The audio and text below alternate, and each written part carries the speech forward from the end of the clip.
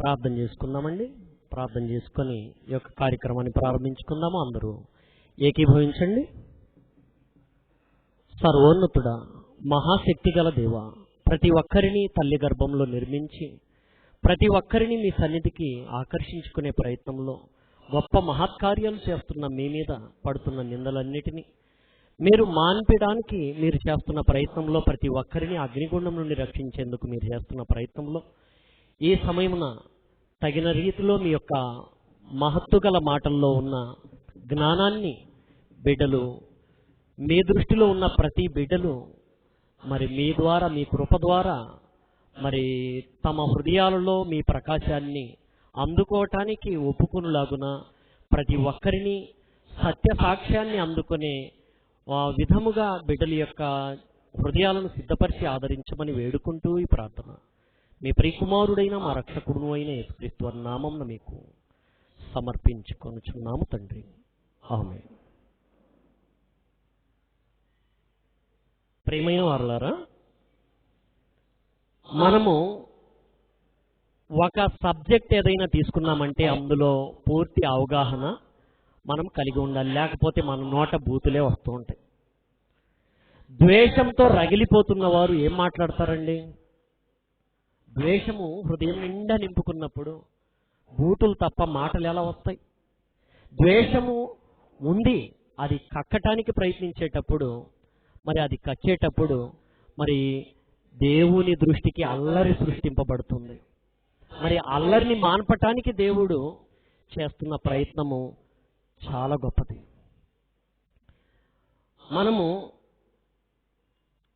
విమర్శల్ని మనము ఆలోచించినప్పుడు ఇది వాస్తవమా విమర్శ అనేది గ్రహించే ప్రయత్నంలో మనము బైబిల్ని పరిశీలించగలిగితే, హాగరు చూచుచున్న దేవుడవు నీవే అని పేరు పెట్టింది.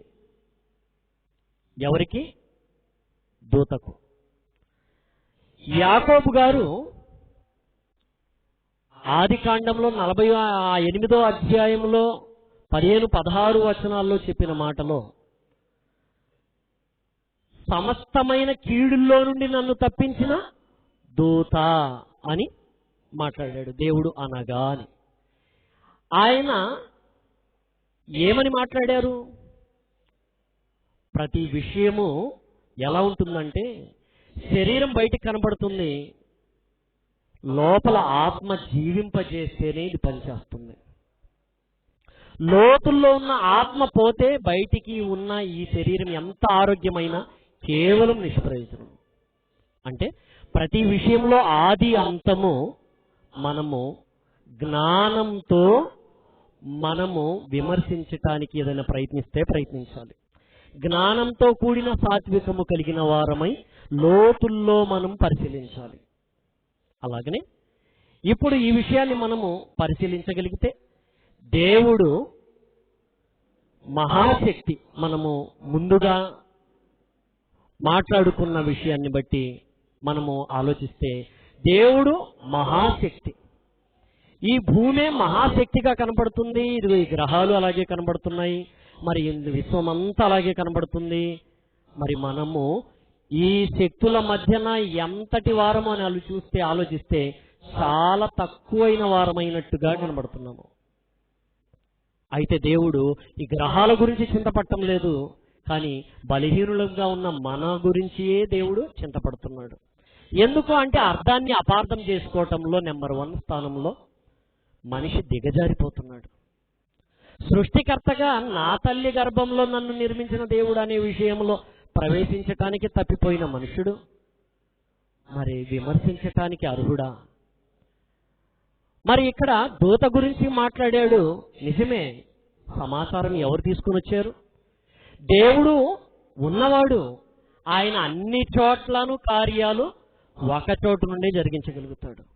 భూలోకం లేని రోజు, పరలోకం లేని రోజు, పాతాళం లేని రోజు ఆయన ఉన్నాడు. మరి దూత వచ్చాడు యాకోబు గారి దగ్గరికి.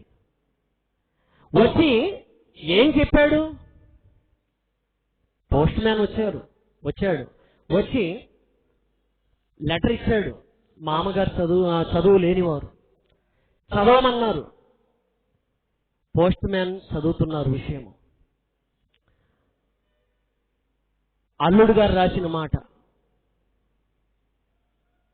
ఇదిగో మామగారికి ప్రేమతో నేను విన్నవించుకుంటున్న విన్నపం ఏమిటంటే, నా భార్యను అనగా మీ కూతురుని నేను నా ఇంటికి తీసుకుని వెళ్ళడానికి నాకు సమయం లేదు. దయచేసి మీ కుమార్తెను అనగా నా భార్యను మీరు తీసుకుని వచ్చి నా యొద్ద వదిలిపెట్టవలను అని అంటూ రిక్వెస్ట్. ఇప్పుడు చదువుతుంది ఎవరు? Post man. ఎవరి భార్యను తీసుకెళ్ళాలి ఇప్పుడు? ఎవరి కుమార్తెను తీసుకుని వెళ్ళాలి ఇప్పుడు? Post man. పోస్ట్ మ్యాన్ చదివాడు. ఇప్పుడు ఈ మామగారు ఏం చేస్తారు? పోస్ట్ మ్యాన్ అనుసరిస్తారా? పోస్ట్ మ్యాన్ గారు చెప్పారు మాట. ఆ మాట ఎవరిది? అల్లుడు గారిది. తన కుమార్తెను తీసుకెళ్లి ఎక్కడ వదిలిపెడతారు? పోస్ట్ మ్యాన్ ఇంట్లో వదిలిపెట్టరు, అల్లుడు గారి ఇంట్లో వదిలిపెడతారు. అలాగనే దేవుడు ఏమైనా చేయగలుగుతాడు. ఆయన వచ్చి చేయటానికి ఆయన అలా వస్తే మనిషి మిగలడు. ఆదాము తినుదినమున నువ్వు చచ్చిపోతావని అన్నాడు దేవుడు. ఎందుకు? ఈ విషయంలో విమర్శ ఉంది. తినుదినమున నీవు నిశ్చయముగా చచ్చదవు. మరి 930 సంవత్సరాలు బ్రతికాడు కదా అనేది విమర్శ. ఆదాము తినుదినమునే చచ్చాడనేది నిజము, చచ్చిపోయాడు అనేది. గాలిపటం పైకి ఎగురుతుంది, దారం తెగిపోయింది, కింద వెంటనే అతుక్కుపోదు, సమయం ఉంటుంది. అలాగే సుమారు 11 లక్షల కోట్ల కణాలతో నిర్మాణమైంది ఈ శరీరము. ఆత్మ ప్రతి కణంలో వెలుగుతూ ఉన్నప్పుడు నిత్య జీవి మనిషి. ఎప్పుడైతే తినుదినమును నీవు చచ్చదవు అన్నాడో ఆత్మ జారిపోవటానికి ప్రారంభమైపోయింది. 1,00,000 కోట్ల కణాల్లోంచి జారిపోయింది అనుకోండి, ఇంకా 10 లక్షల కోట్ల కణాల్లో ఇంకా ఉంటుంది. అలా జారిపోతూ జారిపోతూ జారిపోతూ జారిపోతూ 930 సంవత్సరాల కాలంలో శరీరాన్ని ఆత్మ విడిచిపెట్టింది. ఈ లోకానికి వేరైపోయాడు ఆదాము గారు. మనము చూస్తూ ఉంటాం చనిపోయిన వారి శవాలను, మాట్లాడతాము. ఇదిగో ఫలానా ఈ వ్యక్తి ఎప్పుడు చనిపోయారు, ఎలా చనిపోయారు అని అడుగుతారు. శవం దగ్గరికి వెళ్ళి దండ వేయటానికి వెళ్ళి, ఎవరు వెళ్ళిపోయింది? ఆ ఫలానా అనే వ్యక్తి వెళ్ళిపోయారు. ఫలానా అనే వ్యక్తి వెళ్ళిపోయారు, మరి దండ ఎవరికి వేస్తున్నారు? అంటే వెళ్ళిపోయింది ఎవరు? శరీరంలో ఉన్న మనిషి. శరీరం ఏంటి? యేసుక్రీస్తు చెప్పారు, ఆత్మయే జీవింపజేయుచున్నది, శరీరం కేవలము నిష్ప్రయోజనము. కేవలం నిష్ప్రయోజనమైన ఈ శరీర జ్ఞానాన్ని తీసుకొని జీవింపజేసే ఆత్మను బ్రతికించుకునే మాటలను విమర్శించటములో ఎంత పెద్ద ప్రమాదం దాపురించి ఉన్నదంటే, ప్రియమైన వారలారా, నాలెడ్జ్ లేకుండా ఆపరేషన్ చేస్తే చచ్చిపోతాడండి ఆ మనిషి. బైబిల్లో ఏం నాలెడ్జ్ ఉందని బైబిల్లో నుండి మాట్లాడడానికి ప్రయత్నిస్తున్నాడండి దుష్టుడు. దేవుని యొద్ద నుండి దురాత్మ వచ్చిన దాన్ని విమర్శిస్తే దేవుడు ఇంకో దేవుడు ఉన్నాడని మాట పరోక్షంగా వాడుతున్నాడు కదా మనిషి. ఆహాబు అనే కాలములో రామోత్గిలాదు అనే ప్రాంతాన్ని దక్కించుకోవాలనే ప్రయత్నంలో ఆహాబు అనే అతను ఇజ్రాయేలీల రాజు, యూదుల రాజుతో మాట్లాడాడు. రామోత్గిలాదు మీదకు పోదుమా, నీ ఒత్తువా అని అడిగాడు. నా జనము నీ జనమే, నేను నీ మనిషినే అని అన్నాడు. అయితే దేవుని యొద్ద విచారణ చేద్దాము, యెహోవా యొద్ద విచారణ చేద్దామని అన్నాడు. 400 మంది ప్రవక్తల్ని పిలిపించాడు ఇజ్రాయెల్ రాజు. ఇతనికి విచారణ అంతా చేసిన తర్వాత నువ్వు వెళ్ళిపో, నీకు జయము అని ఇనప కొమ్ములు మరీ చేయించుకొని వచ్చి ఇచ్చాడు ఒక ప్రవక్త. అలాగే అందరూ మాట్లాడారు. అప్పుడు ఇతనికి అనుమానం వచ్చింది, యెహోషాపాతు అంటే యూదుల రాజుకి. ఇదిగో యెహోవా ప్రవక్తలలో ఇతను ఒక్కడైనను ఇంకా లేడా అని డౌట్తో అడిగాడు. ఒక్కడున్నాడు, మీకాయా అని అతను ఒక్కతను ఉన్నాడు. అతడు నాకు కీడు కొరకు మాట్లాడతాడు కాబట్టి నేను అతన్ని పిలవలేదు అని అన్నాడు. అప్పుడు రాజు అయిన మీరు అలా అనకూడదు అని అన్నాడు ఆయన. వెంటనే అతన్ని పిలిపించటం జరిగింది. ఏంటి వెళ్ళమంటావా వద్దా అని అడిగాడు. వెళ్ళమంటావా నన్ను అని అడిగాడు. అప్పుడు అతను చెప్పాడు, ఇజ్రాయెల్కి అసలు రాజే లేడని దేవుడు చెప్తున్నాడు. నువ్వు అసలు పేరుకు మాత్రం అలా ఉన్నావు గాని అసలు జనాలకు రాజు కానే కాదు. ఇదిగో నీవు రామోత్కి లాదుకుపోదావని నువ్వు ఎప్పుడైతే ఆలోచన చేశావో అప్పుడు దేవుని యొద్ద మహా సైన్యంతో ఇరుపార్శ్వముల గొప్ప మీటింగు. ఆ మీటింగ్ లో ఎడమ వైపు కుడివైపు మహాసైన్యంతో దూతలు. దేవుడు అడుగుతున్నాడు, రామోత్కి లాదు మీదకి ఈ ఆహాబు పోయి అక్కడ ఓడిపోవునట్లు మీలో ఎవడు అతన్ని ప్రేరేపించును అని అడిగాడు. అప్పుడు అబద్ధమాడే దూతలు ఒక దూత నేను వెళ్తాను అని వచ్చాడు. నువ్వు ఎలా ప్రేరేపిస్తావని అడిగాడు దేవుడు. ఇదిగో అతను నమ్ముకున్న ప్రవక్తల్లో అబద్ధమాడు దూతగా నేనుంటాను అని అన్నాడు. వెళ్ళు విజయం నొందుతావని అన్నాడు. అంటే ఇప్పుడు దేవుని సన్నిధిని పర్మిషన్. ఇప్పుడు మనకు రాజకీయాల గురించి ఆలోచించుకోండి, దేవుడి దగ్గర కూడా ఇలాగే జరుగుతూ ఉంటుంది, మీటింగ్స్ జరుగుతూ ఉంటాయి. ఇప్పుడు ఇక్కడ ఇది జరగాలని ఇక్కడ గురించి కూడా పెద్ద మీటింగ్స్ జరుగుతాయి దేవుడి దగ్గర. అప్పుడు దేవశక్తులు దేవదూతలు అలాగే సాతాను శక్తులు కూడా మరి అక్కడ పర్మిషన్ కోసము అక్కడ పిటిషన్ పెట్టుకుంటాయి. పక్షము ప్రతిపక్షం మన రాజకీయాల్లో ఎలా ఉంటాయి? పక్షము ప్రతిపక్షము, అధికార పక్షము అధికారంలో లేని మరో పక్షము. ఎలాగైతే ఒక బిల్లు పాస్ అవ్వాలంటే అందరి నుంచి ఎలా సేకరించాలో సంతకాలు, అలాగే దేవుని యొద్ద నుండి కూడా అలాంటివే జరుగుతూ ఉంటాయి. ఇది తెలియని అజ్ఞానులు అపార్థం కాక అర్థం ఎట్లా చేసుకుంటారండి? యోబు గ్రంథం 1వ అధ్యాయం 6వ వచనంలో చూస్తే దేవదూతలు యెహోవా సన్నిధిని నిలుచు దినము ఒకటి తటస్థించెను. అప్పుడు దేవదూతలతో పాటు అపవాది అనువాడు కూడా అక్కడికి ప్రవేశించాడు. దేవుడు మొదటిగా అపవాదిని అడిగాడు, నువ్వు ఎక్కడి నుండి వచ్చావు అని. ఇదిగో నేను భూమి మీద సంచరిస్తూ వచ్చానన్నాడు. వాడు ఎందుకు వచ్చాడో తెలుసు దేవుడికి. దూతల దగ్గర బయట పెట్టాడు, వాడి నోట్ల నుండి బయటికి రప్పించాడు. నేను అందరినీ పట్టేశాడు వాడు, నేను అందరినీ పట్టేశానన్నాడు. అయితే దేవుడికి తెలుసు ఒకడిని పట్టలేకపోయాడని. యోబు, నా సేవకుడైన యోబు సంగతి నీవు ఆలోచించితివా అని అడిగాడు. ఆలోచించాను, చుట్టూ తిరిగాను, చుట్టూ కంచె ఉంది, నేను ఎటు వెళ్ళటానికి అవకాశం లేకుండా ఉంది. ఇదిగో నీవు చుట్టూ కంచేసావు కదా, 10 మంది పిల్లల్ని ఇచ్చావు, ఇంత ఆస్తి అతని చేతి పనులు దీవించటం వలన ఇలా ఉంది అతని పరిస్థితి. నేను ఎటువైపు నుండి దూరాలన్నా నాకు సందు దొరకలేదు కాబట్టి పర్మిషన్ కోసం నీ దగ్గరకు వచ్చాను. ఇదిగో నీవు ఇప్పటికైనా అతనికి ఉన్న వాటినన్నిటినీ మీద మొత్తావా? ఇదిగో అతడు నీ నామం ఎదుట, నీ ముఖం ఎదుట నిన్ను దూషించి నావాడవుతాడు, నా తట్టునున్నాడని నేను నిరూపించుకుంటానన్నాడు. దేవుడు అవకాశం ఇచ్చాడు. ఇచ్చినప్పుడు అవకాశంలో ఫెయిల్ అయిపోయాడు అతను, సాతాను. ఆ తర్వాత యోబు పరీక్షా కాలంలో యోబు విశ్వాసిగా, ప్రపంచానికి ఒక మార్గదర్శిగా,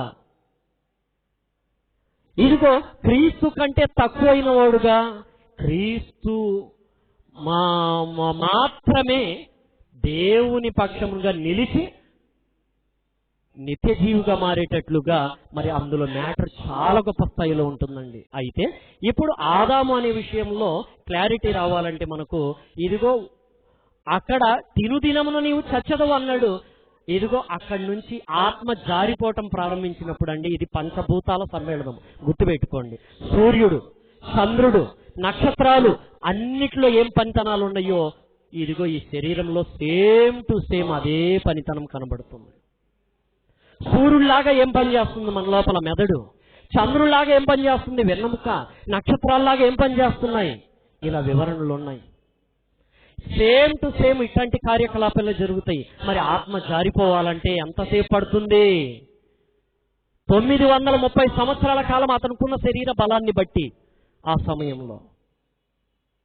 మరి ఆ విషయంలో కూడా నేను నిర్ధారణ చేసేసాను, బైబిల్ అర్థం చేసుకున్న వాడికి అమృతమని. అర్థం చేసుకోని వాని నిమిత్తమే దేవుడు దీర్ఘశాంతం చూపిస్తున్నాడని. అలాగనే ఇప్పుడు మాట్లాడే మాటల్లో దేవదూతల్ని దేవుడు పంపిస్తాడు, వారి ద్వారా కార్యాలు జరిగిస్తాడు. అలాగే సాతాను దూతల్ని కూడా దేవుడు పంపిస్తాడు. పర్మిషన్ దేవుడే ఇవ్వాలి. సాతానుకు మళ్ళీ సొంతంగా మీరు నిర్ణయం తీసుకునే అవకాశం ఉందనుకుంటున్నారా మీరు? దేవుడు సర్వాధికారి అయినప్పుడు, సంపూర్ణుడైనప్పుడు, దేవుడు తప్ప ఏ శక్తి వలన ఏది కదలదు అన్నప్పుడు భూమి మీద ఏదైనా ఒక కార్యం జరిగింది అని అంటే దేవుడి దగ్గరికి దుష్టశక్తి వెళ్ళి పర్మిషన్ తీసుకోకపోతే, వాడికై వాడే సొంతంగా ఒక కార్యం జరిగిస్తే అప్పుడు దేవుడికి వేరే సింహాసనంగా ఎదురుగా వాడు వేసుకొని కూర్చొని వాడు విజయంతో ఉన్నాడని మీరు చెప్పగలుగుతారా? చెప్పండి ప్రియమైన వారులారా, ఆలోచించండి. సృష్టికర్తను నిందించటము హాస్యాస్పదమా? అతి భయంకరమైన క్రీడ ఇది. సృష్టికర్త ఆయన ఒక్కడు, ఆయన అన్ని కార్యకలాపాలు జరిగిస్తాడు. ఎలా జరిగిస్తాడు? ఆయనే రాడు, ఆయన ఉన్న చోట ఏదైనా కలగజేస్తాడు. ఇందాక చెప్పాను మీకు వివరణలో, ఏమని చెప్పాను?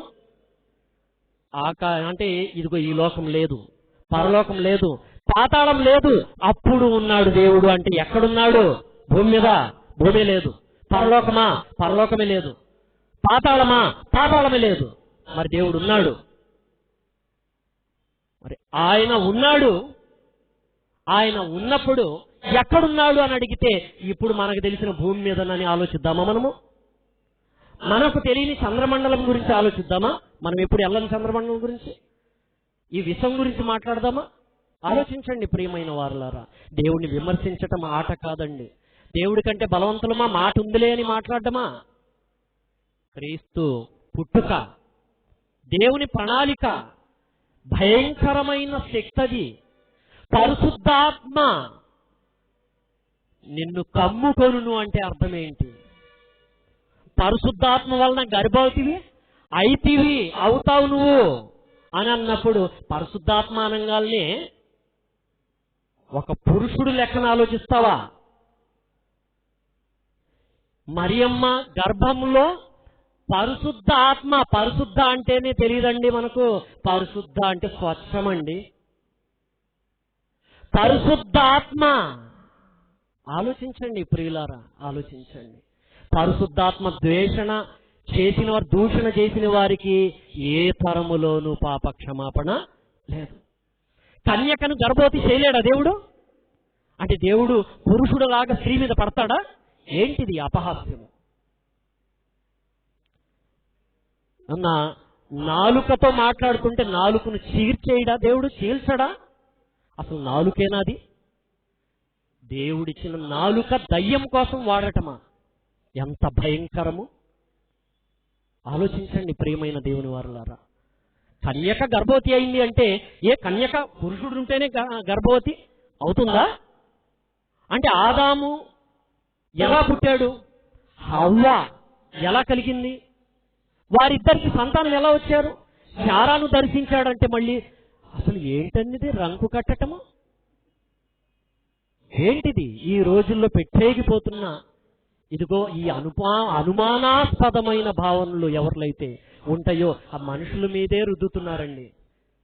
పాపం ఏమాత్రం తెలియని అమాయకురాలు తన భర్త పెట్టే ఈ బాధ సహించలేక ఆత్మహత్యకు తన జీవితాన్ని అప్పగించేసిందండి. ఆలోచించండి, ఇలాంటి ఎన్ని వార్తలు వింటున్నాం మనం. ఏది ఆప్రాలు ఒక మనిషి పక్కనే హత్తుకున్నవాడు ఆ మనిషిని అనుమానించాడు. మరి అనుమానించిన తర్వాత అది అవాస్తవమని తెలిసిపోయింది. మరి ఈ విషయంలో మరి ఒక మనిషి విషయంలోనే అపార్థమైతే మరి మనిషి విషయంలో తెలుసుకున్న తర్వాత అబ్బా ఈమెను నేను అనవసరంగా నా చేతులారా చంపేసుకున్నానే అని ఏడుస్తూ ఉంటాడు ఒక మనిషి. అంటే ఒక సాటి మనిషిని అర్థం చేసుకోలేని మనిషి ఆత్మగా కంటికి కనపడని దేవుణ్ణి ఏమర్థం చేసుకుంటాడు? శరీరంను జీవింపజేసేది శరీరంలో ఉండే ఆత్మ. ఆత్మనని నేనే తెలుసుకోకపోతే ఇంకా పక్కోడి జీవితాన్ని ఏం బాగు చేస్తానండి నేను? ఆలోచించండి, ఎవరిని దూషిస్తున్నాం మనము? సృష్టికర్తనా? మరి భాషలతో పరిమితం చేస్తావా నీవు? భాషలు పుట్టకమునుపు దేవుడున్నాడు, భూమి పుట్టకమునుపు ఉన్నాడు దేవుడు. ఆలోచించండి, దేవుడు మేలు చేయాలన్నాడు. దేవుడు మేలు చేయటానికి మనుషుల్లో ఒకడిని ఎంచుకోలా, కన్యకను గర్భవతిగా చేశాడు. నేను ఎట్ట పుట్టాను? నాన్నలో నుండి అమ్మలోనికి. మనం అందరం అంతే. నాన్నలో నుంచి ఎలా వచ్చామో తాతలో నుంచి నాన్నలో, నాన్నలో నుంచి అమ్మలో, అమ్మలో నుంచి బయటికి. అయితే కన్యక గర్భవతి అయిందంటే అర్థం ఏంటి? దేవుని ప్రణాళిక అది. దేవుని ప్రణాళికనే తప్పు పట్టడానికి మనం గబాల్ నోరుంది కదా అని వాడేస్తామా? నుంచోబెట్టారు కదా అని 5 రూపాయలు జేబులో పెట్టుకొని 50 రూపాయలు ఉన్నట్టుగా ప్రవర్తిస్తామా? 5 లక్షలు ఉన్నట్లుగా వెళ్ళిపోతామా? మాట్లాడడానికి నీకు 5 నిమిషాలే పవర్ ఉంటే 5 నిమిషాలే మాట్లాడు. గంట మాట్లాడడానికి ప్రయత్నిస్తే 5 నిమిషాలకు గంట, 55 నిమిషాలు పాపం. ఆలోచించండి, అంటే ఎంత పాపము మూట కట్టుకుంటున్నాడు ఒక్కొక్క మనిషి ప్రయత్నించే ప్రయత్నంలో. నింపుకున్న సారాన్ని బట్టి పని చేయాలి. దూత ద్వారా దేవుడు చేయిస్తాడు పని. బైబిల్ నిక్కచ్చిగా మాట్లాడుతుందన్నమాట. దూత, సాతాను దూతలు ఉన్నారు. అలాగే ఇదిగో యెహోవా కోపము అని ఒక చోట, సాతాను అని ఒక మాట ఒక చోట, ఒకే టాపిక్.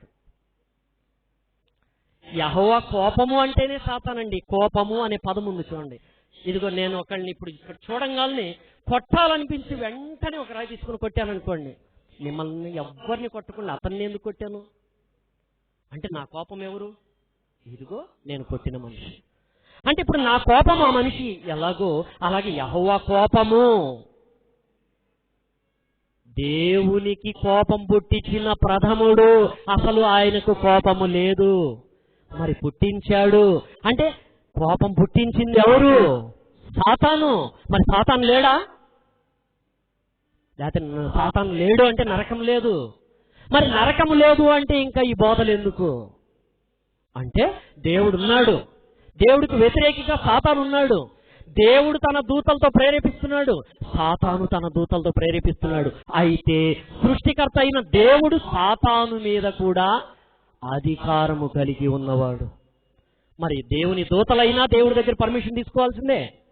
అలాగే సాతాను అయినా సరే దేవుడి దగ్గర పర్మిషన్ తీసుకొనవలసినదే. మరి అబ్రహాం దగ్గరికి వచ్చింది ఎవరు? ఇసాక్ దగ్గరికి వచ్చింది ఎవరు? యాకోబు దగ్గరికి వచ్చింది ఎవరు?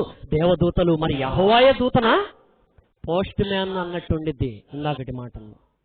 పోస్ట్ మ్యాన్ కాడు, ఆయన లెటర్ చదివాడు అంతే. దేవదూత లెటర్ చదివాడు, దేవుడు చెప్పమన్న మాట రికార్డు పలికాడు. నా హృదయంలో రికార్డ్ అయి ఉన్నాయి మాటలు, కాబట్టి నా నోరు మాట్లాడుతుంది. అలాగే దేవుని వాక్యం ఎవరికి వచ్చానో వారే దైవములు అనంగానే దేవుణ్ణి తీసేసి దేవుడు కాదు. కుక్కకి ఏం పుడుతుందండి? పిల్లా? ఏం పుడుతుంది? కుక్కే. పిల్లికి పిల్లే, మనిషికి మనిషే. మరి దేవుని వాక్యం ఎవరికి వచ్చానో వారు దైవములు అయినప్పుడు ఆ మనిషిని ఏమని పిలవాలండి? దేవా అని పిలవాలి. ఇప్పుడు దేవుడు దేవా అని పిలిచాడు. ఎవరిని పిలిచాడు? తన వాక్యము నింపుకొని లోకాన్ని రక్షించేవానికి. మరి లోకరక్షకుడు కాడా క్రీస్తు? మరి లోకం కోసం ప్రార్థన చేయలేదు కదా అనేది విమర్శ. అక్కడ ఆ మాటను చూస్తేనండి, ఇదిగో చూడండి, సృష్టికర్తను ఆయన ఎంత ఘనపరుస్తున్నాడో.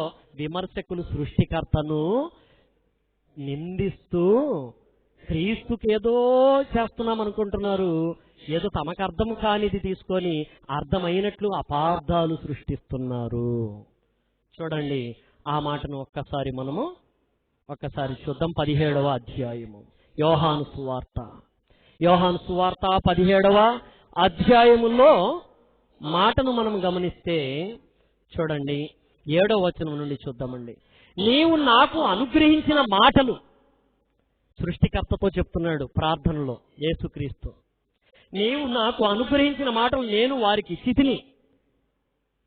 వారా మాటలను అంగీకరించి నేను నీ యొద్ద నుండి బయలుదేరి వచ్చితినని నిజంగా ఎరిగి నీవు నన్ను పంపితివి అని నమ్మిరి. సృష్టికర్తను ఘనపరుస్తున్నాడు దేవుడు యేసుక్రీస్తు. దేవుడు అనే ఆ సృష్టికర్తను యేసుక్రీస్తు ఘనపరుస్తున్నాడు. నమ్మిరి గనుక నీవు నాకు అనుగ్రహించినవన్నీ నీ వలననే కలిగినవని వారిప్పుడు ఎరిగి ఉన్నారు. నేను వారి కొరకు ప్రార్థన చేయుచున్నాను, లోకము కొరకు ప్రార్థన చేయుటలేదు. అంటే అర్థం ఏంటండి? నమ్మని వారి కొరకు ప్రార్థన చేస్తామా? చెప్పండి. మీరు సహాయం ఎవరికైనా చేస్తే వాళ్ళు మంచికి ఉపయోగిస్తే చేస్తారా? చెడుకు ఉపయోగిస్తుంటే చేస్తారా? అయ్యా దాహం వేస్తుందయ్యా, గుక్కెడు సారా తాగుతానయ్యా అన్నాడు అనుకోండి,